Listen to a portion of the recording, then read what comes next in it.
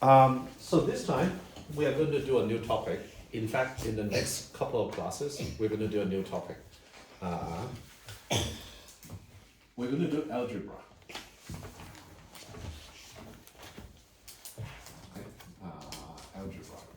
Yeah. I thought what we just did was algebra. I was so confused. So for the first class, we are going to do this. ALG1 is called Intro, Matrices, and Determinants.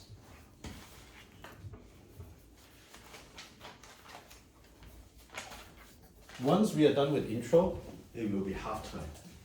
We can do a break. Okay? So the intro would goes like this.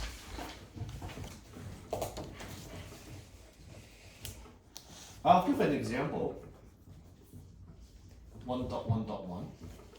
It is a problem from AMC8 This year?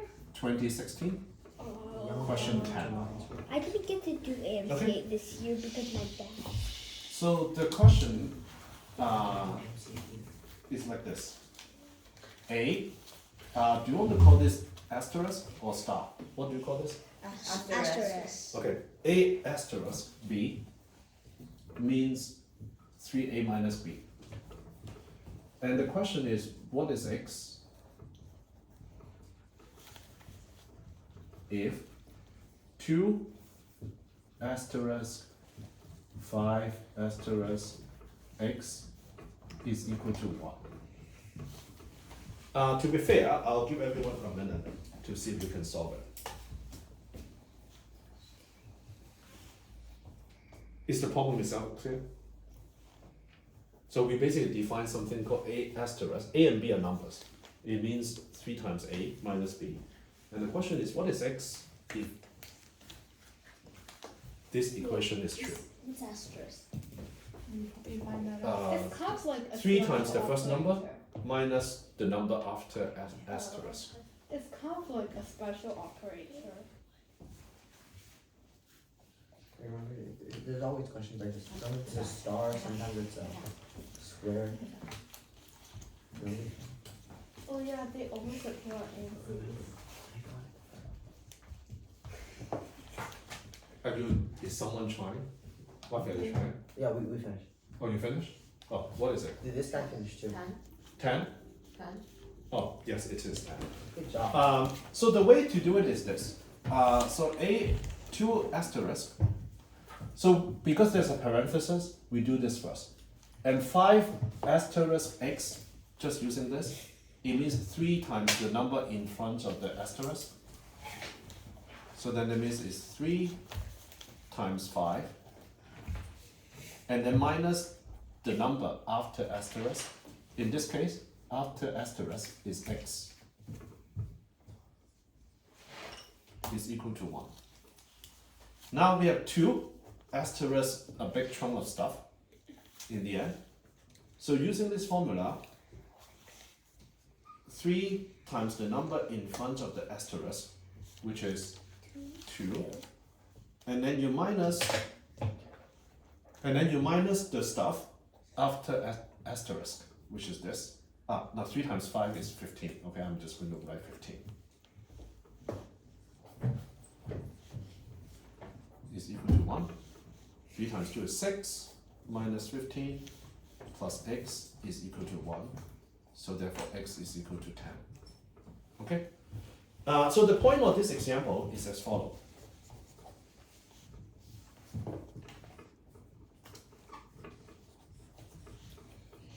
Asterisk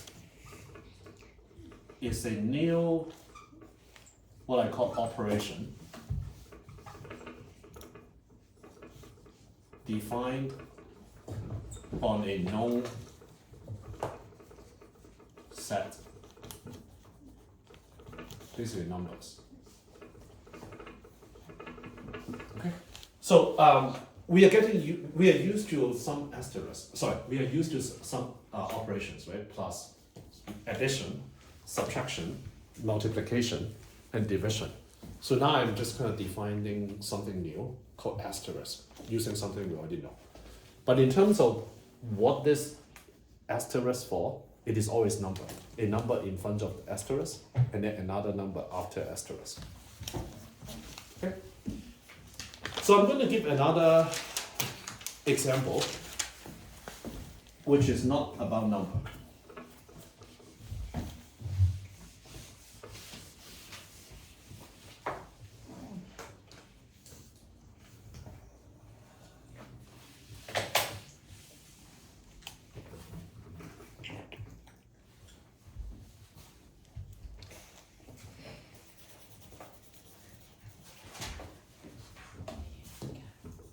So it's about triangles. So I'm going to give three types of triangles. One is just a triangle. And for the purpose of this, I'm going to call it A, B, C. And then the length is small letter. Oh, sorry, small letter. A, B, and C. So basically any triangles.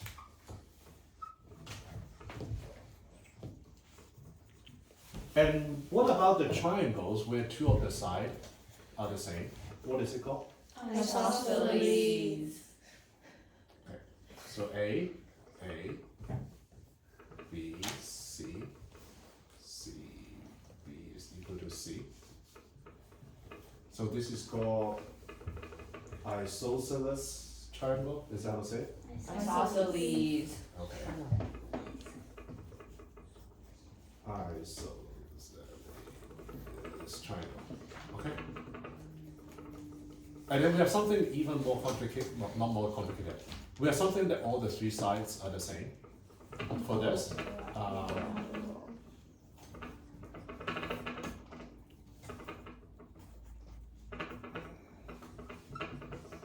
it is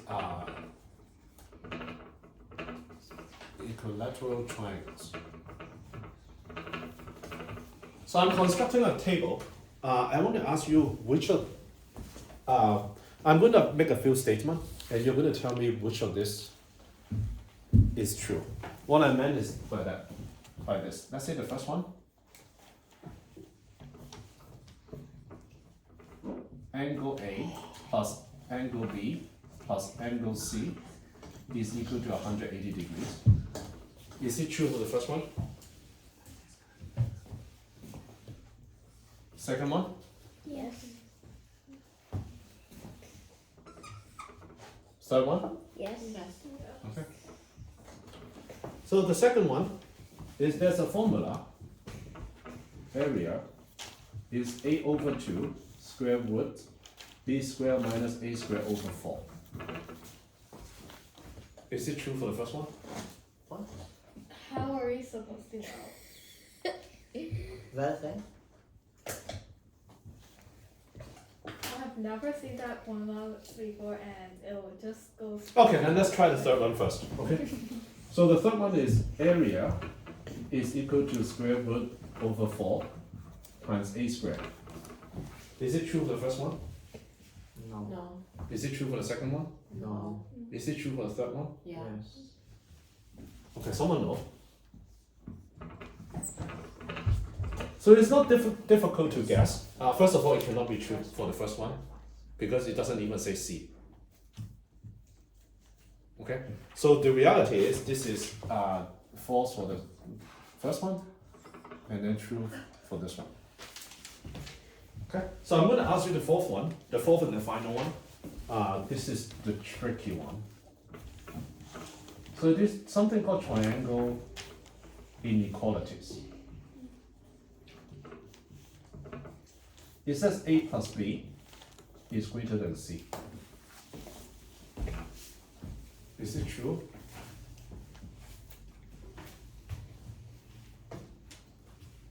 Oh, I get that second. Is it true for the first one? Yeah. Who think is true for the first one? Raise your hand. Okay, so the answer is true for all three of them. It's the definition of a triangle almost. Like Oh, two right. side has to be, the sum of two side has to be greater than the third. Isaac, you think this is a triangle? So this example, I'm trying to make kind of 2 points, okay?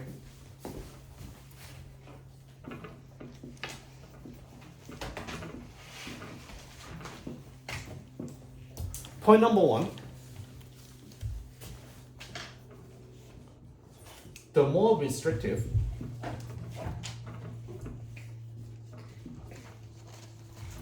for example, the equilateral triangle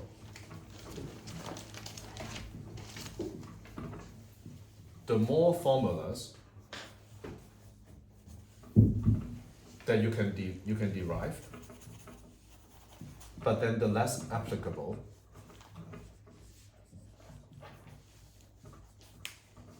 to other cases. Before I make the second point, I want to illustrate what I meant. So this is a very specific case. There are very few triangles. What is the last word say? Cases. It clearly is the word cases. So when you go down, it is more specific. Like for example, the equilateral triangle is so specific. It's the only very, very small percentage of triangle that are equilateral triangles. Now, because it's so specific, you get some fancy formula called, oh, well, the area is this. And for those who like math competition, you better remember this, okay? It just comes so often, okay? But then, a lot of these formula are so specific that it actually cannot apply to the more general cases. Do you agree? Yeah. Okay. So the second point is you all have already been through this.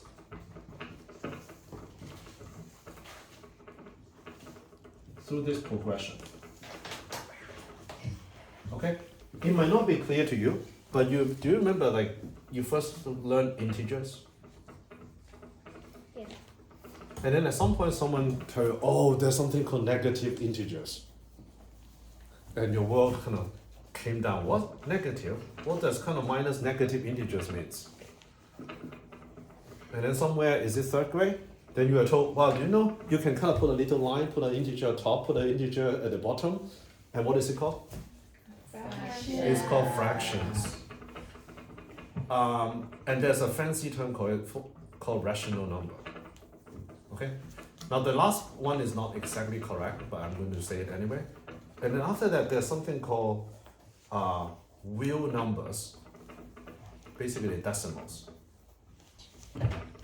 I'm specifically thinking about numbers like pi that you know doesn't end, right? It's an infinite number. So you've already seen this progression. One second.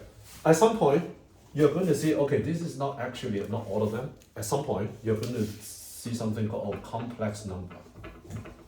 Does anyone know what complex numbers are? Yes. Does anyone know what complex numbers are? Okay, someone know. Okay. So,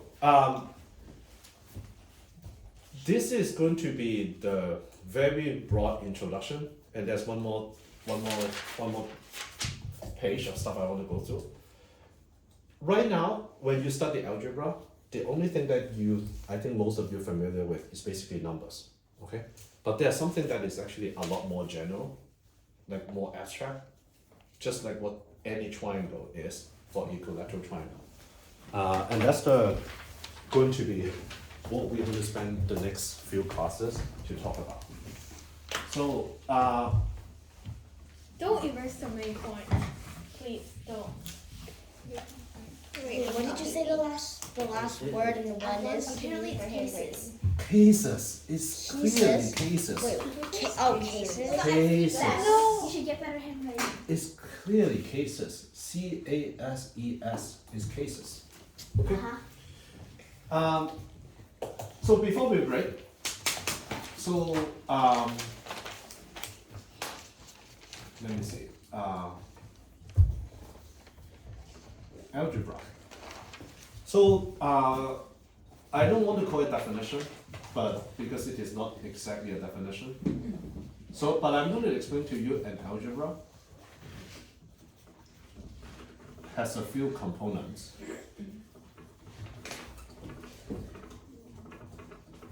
To it. And you need to, we are going to keep referring to this 1, 2, 3, 4, 4, okay? So because of that, I'm going to use a triangle. Triangle number 1 is there needs to be a set. Okay? I'll give example. So this side is example. Example is integers is a set.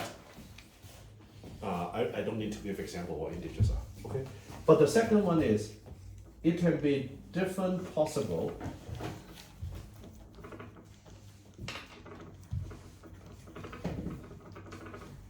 arrangements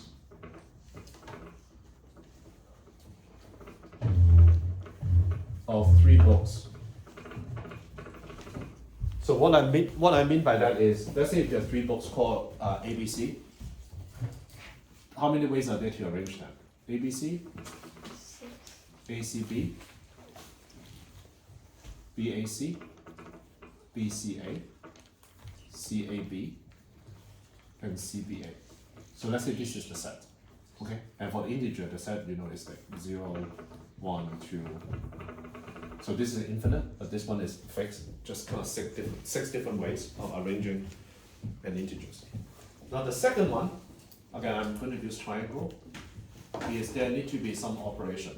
Let's say there is an operation. So for integer, let's say it's addition. So let's say 2 plus 3 is equal to 5. So the plus is the operations.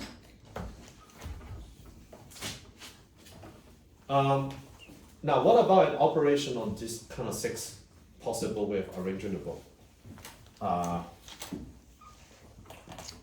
Shift to the right by 1.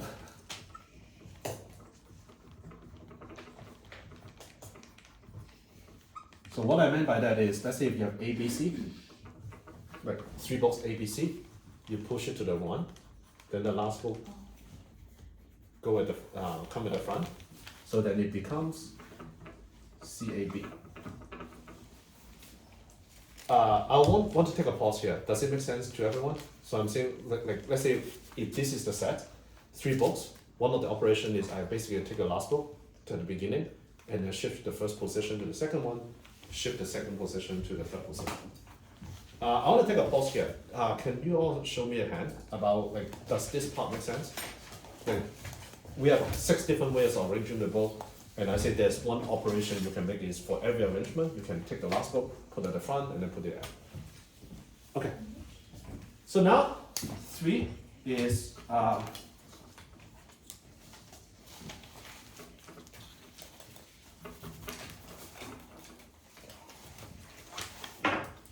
there's usually a special element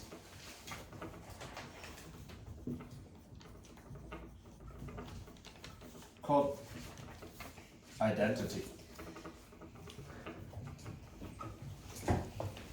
Okay, so for the first case, it is actually 0, because whenever x plus 0 is equal to itself. Okay, and the equivalent for this one, there's also an identity element. It's pretty boring. It basically means do nothing.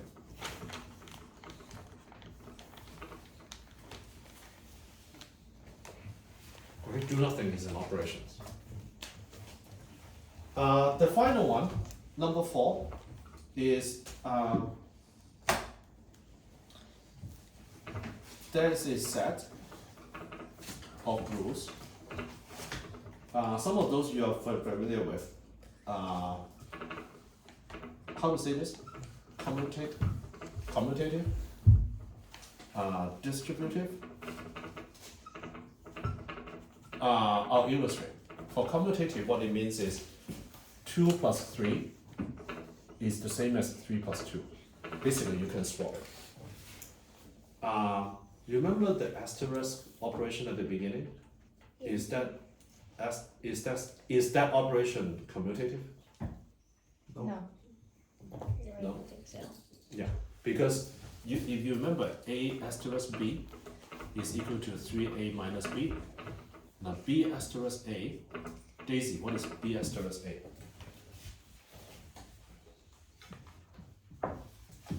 If a asterisk b is 3 times a minus b, then what is b asterisk a?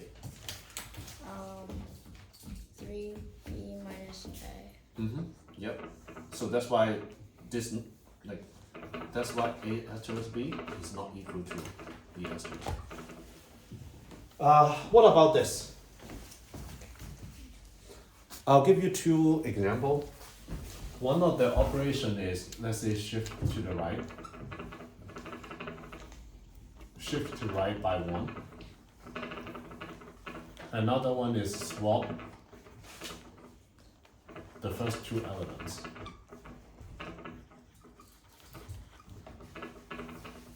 Are these 2 commutative? If you do this one after the other versus the other one and the other one, are the results going to be the same?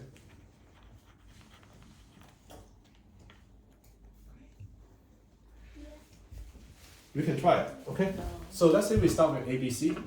If we do the first one first, shift it by 1, then it's CAB, and then we swap the first 2 elements, then it's ACB. Okay. The other one is we swap the first 2 elements first, BAC, and then we shift by 1. Is it the same? No. Yeah. So it's not commutative. Okay. Let me see. So I think that's it for the first half.